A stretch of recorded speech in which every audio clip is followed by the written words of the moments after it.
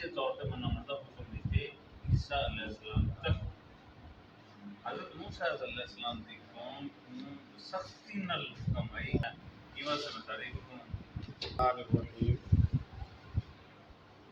صفحہ نمبر 325 باب قراءۃ فاتحۃ الکتاب علی الجنازۃ، جنازے پر سورۃ الفاتحہ پڑھنا، یعنی نماز جنازہ میں سورۃ الفاتحہ کی تلاوت کرنے کا بیان ہے۔ اس حوالے سے سیدنا عبداللہ ابن عباس رضی اللہ تعالیٰ عنہما کے حوالے سے حدیث نقل کی ہے امام بخاری رحمۃ اللہ علیہ نے، انہ صلی علی جنازۃ فقرأ بفاتحۃ الکتاب قال لیعلموا انہا سنۃ۔ عبداللہ ابن عباس رضی اللہ تعالیٰ عنہ نے نماز جنازہ پڑھایا اور نماز جنازہ میں سورۃ الفاتحہ کی تلاوت کی۔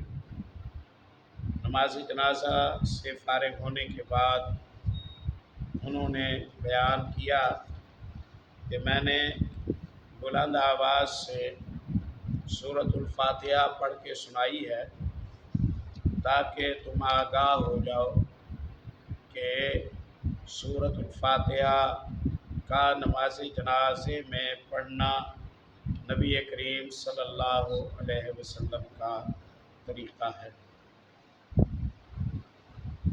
یہ نماز جنازہ کے حوالے سے بالکل صریح حدیث ہے جو یہ ثابت کرتی ہے کہ سورۃ الفاتحہ نماز جنازہ میں ویسے پڑھی جائے گی جیسے کسی بھی نماز میں پڑھی جاتی ہے۔ امام بخاری رحمۃ اللہ علیہ نے کتاب الجنائز صحیح بخاری میں ایک مستقل باب باندھا ہے جس میں اس بات پر بحث فرمائی ہے کیا جنازہ دعائے مغفرت ہے یا جنازہ ایک مستقل نماز ہے۔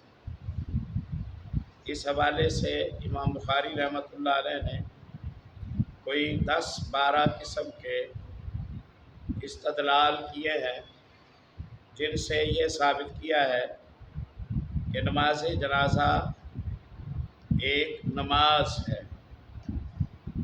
دلیل میں یہ بتایا ہے کہ اس سے پہلے وضو ہے، اس کی صف بندی ہے، اس میں استقبال قبلہ ہے، اس میں سورۃ الفاتحہ کی تلاوت ہے، اس میں تکبیرات ہیں، اس میں ممنوع اوقات میں اس کی ادائیگی کی ممانعت کے ضابطے ہیں۔ گویا نمازوں کے جو احکامات ہیں وہ نماز جنازہ کے حوالے سے لگ ہیں، جس سے امام بخاری رحمۃ اللہ علیہ نے یہ ثابت کیا ہے کہ اس نماز کو رسول اللہ صلی اللہ علیہ وسلم نے نماز کہا، صلو علی اخیکم اسما، اپنے بھائی نجاشی اسما پر جنازہ پڑھو، تو صلو کا لفظ آپ صلی اللہ علیہ وسلم نے استعمال فرمایا، جس سے یہ ثابت ہوا کہ نماز جنازہ ایک نماز ہے۔ اب اس مسئلے کو ذہن نشین رکھنے کے بعد امام بخاری رحمۃ اللہ علیہ یہ باب لائے ہیں کہ نماز جنازہ میں سورۃ الفاتحہ پڑھی جائے گی کیونکہ یہ ایک نماز ہے اور نبی کریم صلی اللہ علیہ وسلم کے سیدنا ابو ہریرہ رضی اللہ تعالیٰ عنہ سے، سیدنا عبادہ بن صامت رضی اللہ تعالیٰ عنہ سے درجنوں احادیث ہے جو یہ ثابت کرتی ہے کہ جس نماز میں سورۃ الفاتحہ نہ پڑھی جائے اللہ کے نزدیک وہ نماز قبولیت کے شرف کو نہیں پہنچتی ہے۔ لا صلاۃ لمن لم یقرأ بفاتحۃ الکتاب ام الکتاب، جو سورۃ الفاتحہ کی قرأت نہیں کرتا اس کی نماز نہیں ہوتی۔ تو کیونکہ نماز جنازہ ایک نماز ہے تو اس میں بھی اس اصول کے مطابق سورۃ الفاتحہ پڑھی جانی چاہیے تھی کہ کوئی نماز لا صلاۃ نکرہ ہے جس میں جن سے نماز کی ہر شے اس کی نفی ہے، صلاۃ کسوف کی، خسوف کی، صلاۃ حاجت کی، استخارے کی، صلاۃ نفل کی، فرض کی، صلاۃ امام کی، مقتدی کی، صلاۃ سری جہری، صلاۃ سفر میں حضر میں، صلاۃ مرد کی، عورت کی، صلاۃ بچے کی، بوڑھے کی، جس چیز کا نام نماز ہے اس چیز کے میں سورۃ الفاتحہ کی تلاوت لازم ہے، اس میں فاتحہ کی تلاوت لازم ہے۔ سیدنا ابو ہریرہ رضی اللہ عنہ کا پیچھے ہم قول پڑھ رہے ہیں، فرماتے ہیں نبی مکرم صلی اللہ علیہ وسلم اپنی تمام نماز میں قرات کیا کرتے تھے، فما اسمعناھا لکم، جہاں جہاں آپ نے بلند آواز سے ہمیں قرات سنائی وہاں ہم نے تمہیں قرات بلند آواز سے سنائی، اور وما اخفی علینا اخفینا علیکم، اور جہاں جہاں رسول اللہ صلی اللہ علیہ وسلم نے قرات مخفی رکھی ہم نے بھی قرات کو مخفی رکھا۔ سورۃ الفاتحہ کے حوالے سے امام بخاری رحمۃ اللہ علیہ نے ایک مستقل جز لکھا ہے اور اس کا نام جزء القراءتی یا جزء القراءتی خلف الامام، امام کے پیچھے مقتدی کا قرآن پاک کی تلاوت کرنے کا مسئلہ، اور اس حوالے سے ثابت کیا ہے کہ مقتدی اور امام ہر نماز میں ہر رکعت میں سورۃ الفاتحہ کو پڑھیں گے۔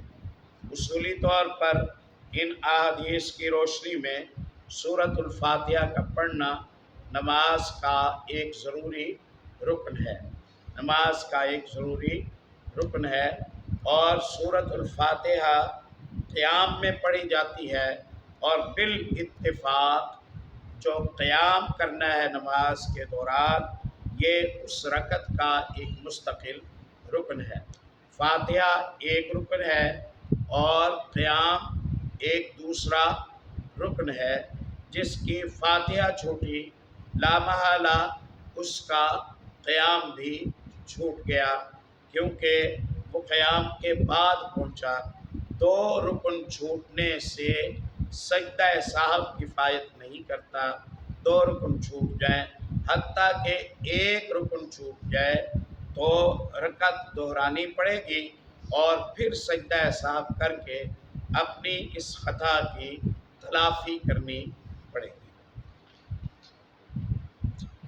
نبی مکرم صلی اللہ علیہ وسلم سے صحیح مسلم میں سیدنا ابو ہریرہ رضی اللہ تعالیٰ عنہ کے حوالے سے حدیث ہے، ہر وہ نماز جس نماز میں سورۃ الفاتحہ کی تلاوت نہ کی جائے وہ خداج ہے، خداج ہے، خداج ہے، نامکمل ہے۔ اور خداج کا معنی یہ ہے کہ اونٹنی کا بچہ وقت پورا ہونے سے پہلے ناقص حالت میں، جب کہ اس کا جسم مکمل ہو چکا تھا اور روح ابھی نہیں پھونکی گئی تھی، یا پیٹ میں ہی وہ بچہ مر گیا، مرے ہوئے بچے کی پیدائش کا ہونا، دکھنے میں سر بھی ہے، کان بھی ہیں، آنکھیں بھی ہیں، ٹانگیں بھی ہیں، جسم کے سارے اعضاء نظر آنے میں ہیں، حقیقت میں یہ مرا ہوا بچہ پیدا ہوا ہے جو کوئی حیات نہیں رکھتا۔ خداج اس بچے پر یہ لفظ بولا جاتا ہے، اخدجت الناقہ، اونٹنی نے اپنا بچہ مرا ہوا قبل از وقت گرا دیا، عرب یہ کہتے ہیں۔ تو یہاں کوئی خداج کا لفظ آپ صلی اللہ علیہ وسلم نے اس نماز کے لیے استعمال فرمایا ہے جس نماز میں سورۃ الفاتحہ کی تلاوت نہ تھی، گویا وہ دکھنے میں نماز ہے اور حقیقت میں وہ ویسے ہی ہے کہ جیسے مرا ہوا بچہ ہو اور اس میں روح نہ ہو، یعنی قابل قبول نہیں ہے، انتہائی ناقص ہے، ناقابل تلافی نقصان ہے، اس نقصان کو شریعت اسلامیہ قبول اور برداشت نہیں کرتی۔ اب یہاں یہ پریشانی پیدا ہوئی کہ سورۃ الاعراف میں اللہ رب العزت نے ارشاد فرمایا،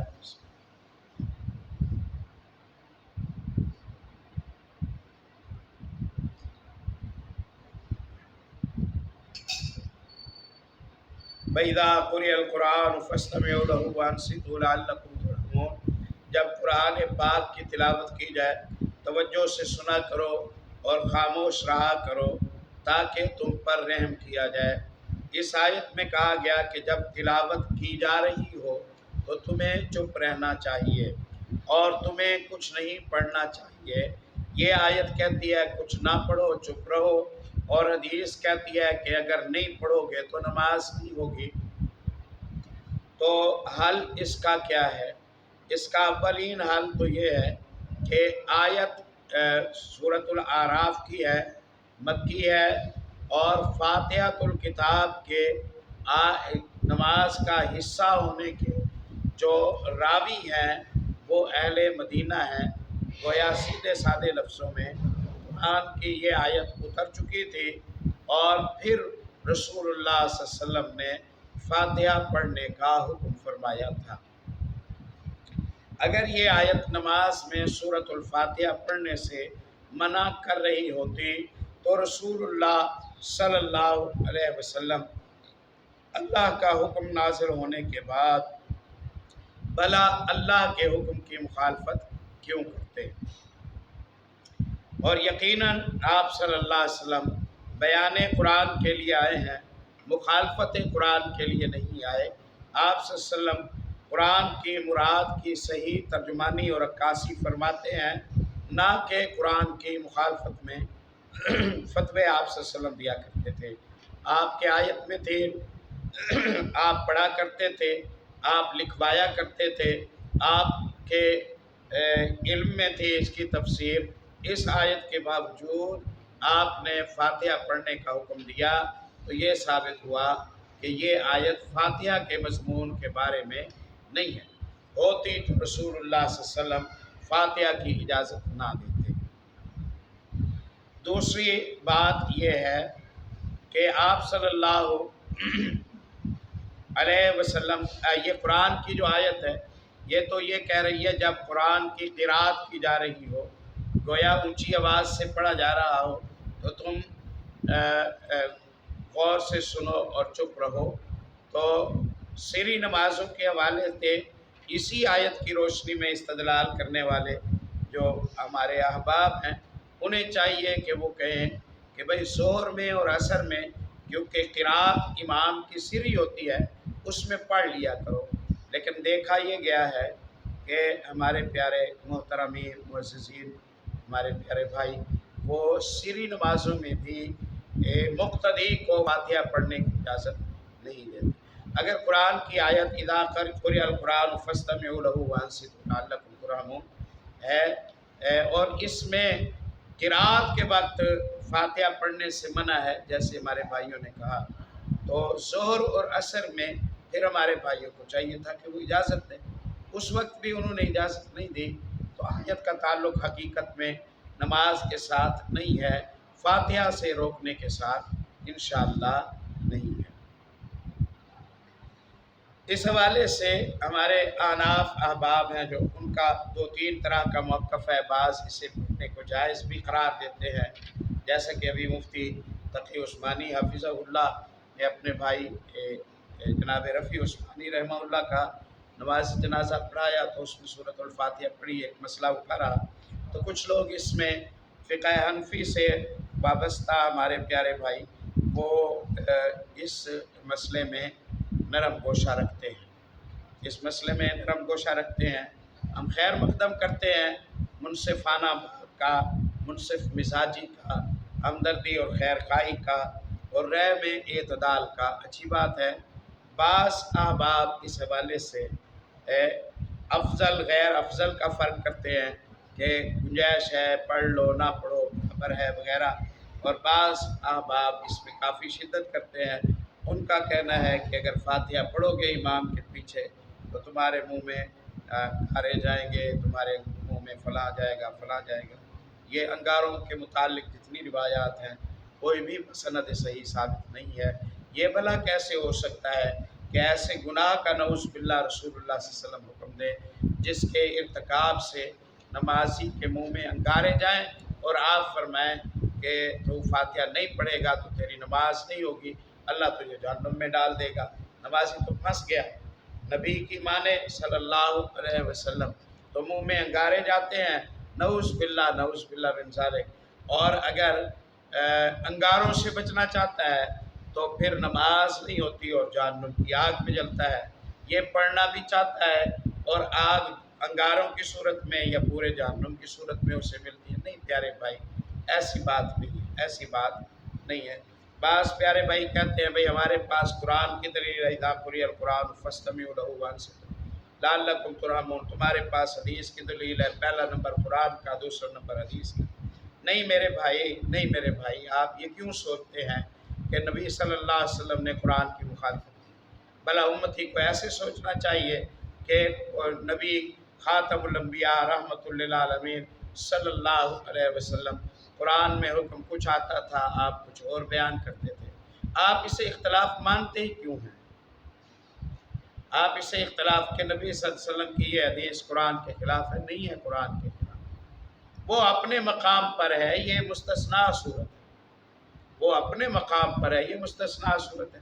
یہ میں عرض کیا کرتا ہوں، یہ بالکل پیارے بھائیوں ویسے ہے جیسے قرآن میں کہا گیا نا، حرمت علیکم المیتہ، وہ جانور اللہ نے تم پر حرام کیا ہے جسے بسم اللہ واللہ اکبر پڑھ کے تم نے ذبح نہیں کیا، وہ حرام کیا ہے.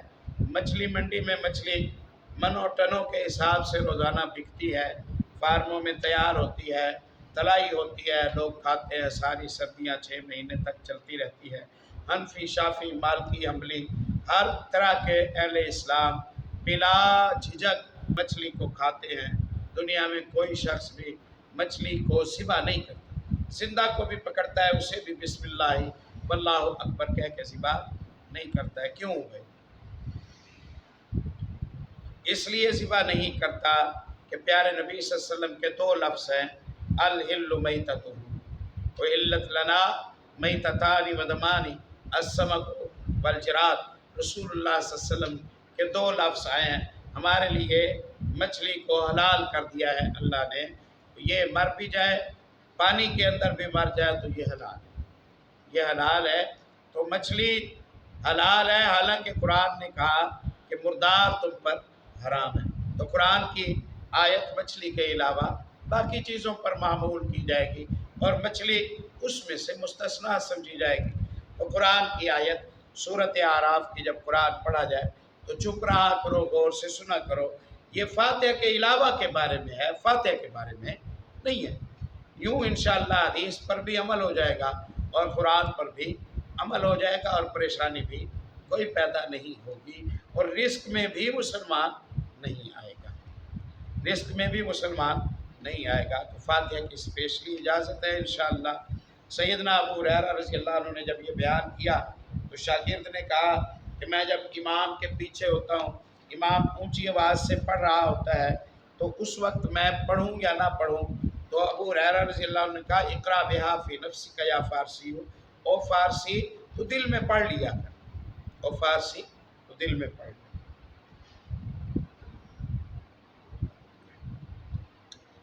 یہ سیدنا ابو ہریرہ رضی اللہ تعالیٰ عنہ کا فتویٰ ہے. جو حدیث کے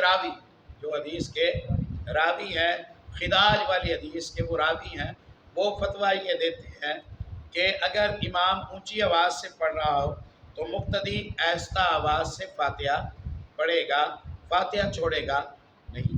ہمارے پیارے احباب اس حوالے سے 2 باتیں ہم سے کہتے ہیں. ایک تو یہ کہتے ہیں کہ بھئی ہر دفعہ تم کہتے تھے قرآن و حدیث قرآن و حدیث، اب جب تم پر بات پڑی تو تم نے صحابی کا قول ذکر کر دیا. صحابہ کے قول سر آنکھوں پر ہے، صحابہ کے قول سر آنکھوں پر ہے. نعوذ باللہ من ذالک ہم صحابہ کرام کے مخالف تو نہیں ہیں.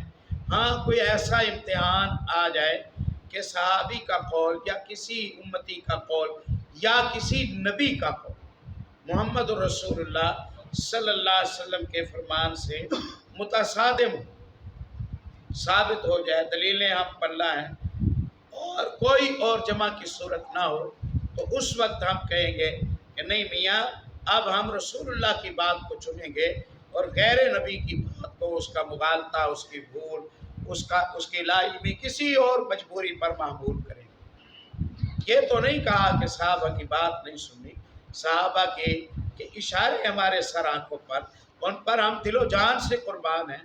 انہوں نے امت محمد صلی اللہ علیہ وسلم کے لیے محمد رسول اللہ صلی اللہ علیہ وسلم کی زندگی کو جمع کیا، وہ ہمارے لیے قابل احترام ہے، ہمارے ماں باپ سے زیادہ، ہمارے آباء و اجداد سے زیادہ، ہماری جانوں سے زیادہ، ہماری املاک عزتوں سے زیادہ وہ ہمارے لیے قابل احترام ہے۔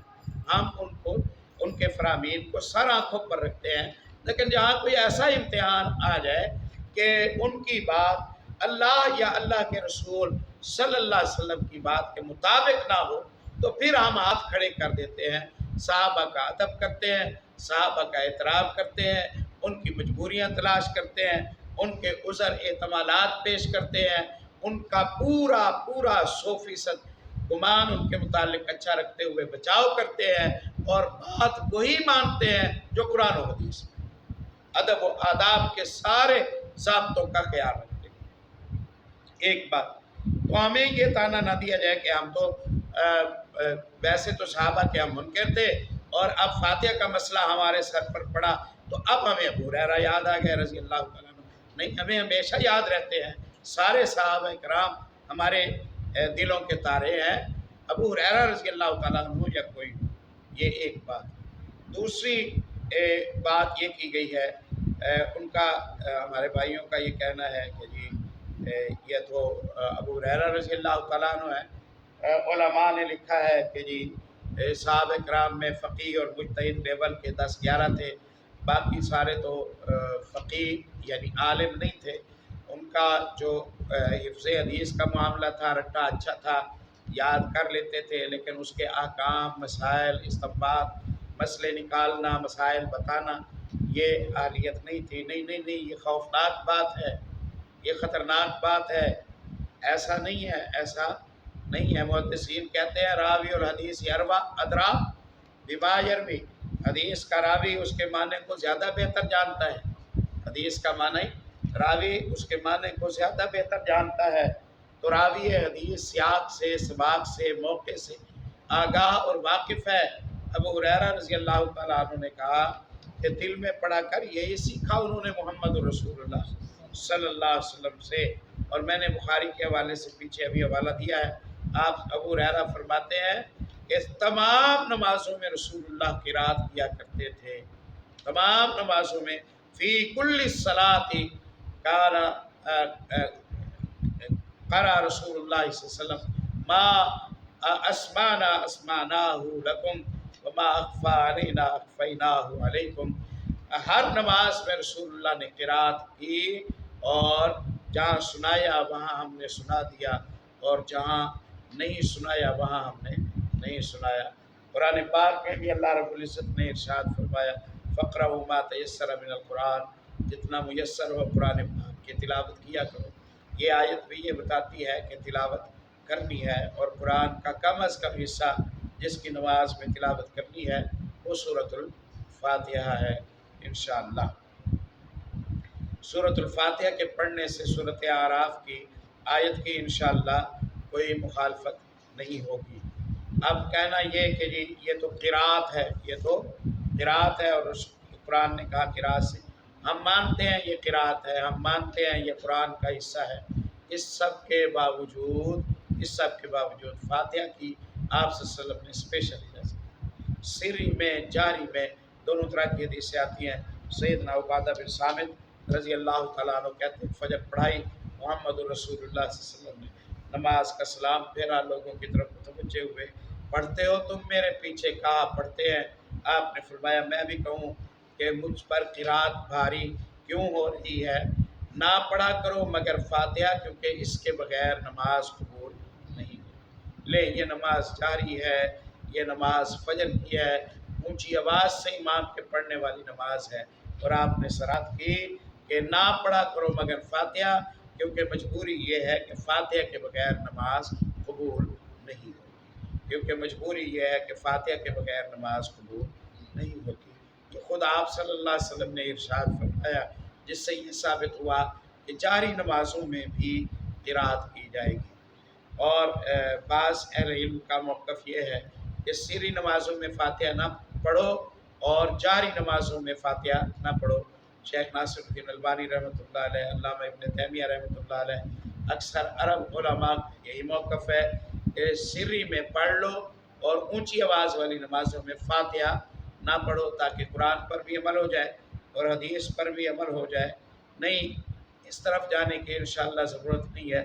فجر جاری ہے، اور فجر میں آپ صلی اللہ علیہ وسلم کا قول ہے، فرمان ہے، آپ نے فرمایا کہ نہ پڑھا کرو مگر فاتحہ، کیونکہ اس کے بغیر نماز نہیں ہوتی۔ تو سری میں بھی پڑھو، جاری میں بھی پڑھو۔ یہ فاتحہ کا مسئلہ اسپیشل ہے، سورۃ اعراف کی آیت اسے شامل نہیں ہے۔ اس کی ایک معقول بحث ہم پیچھے کر چکے ہیں۔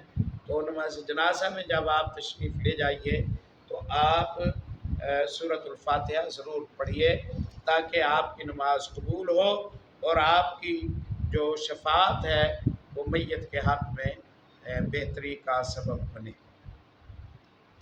دوسری بات یہاں یہ ثابت ہوئی کہ نماز جنازہ اونچی آواز سے بھی پڑھا جاتا ہے۔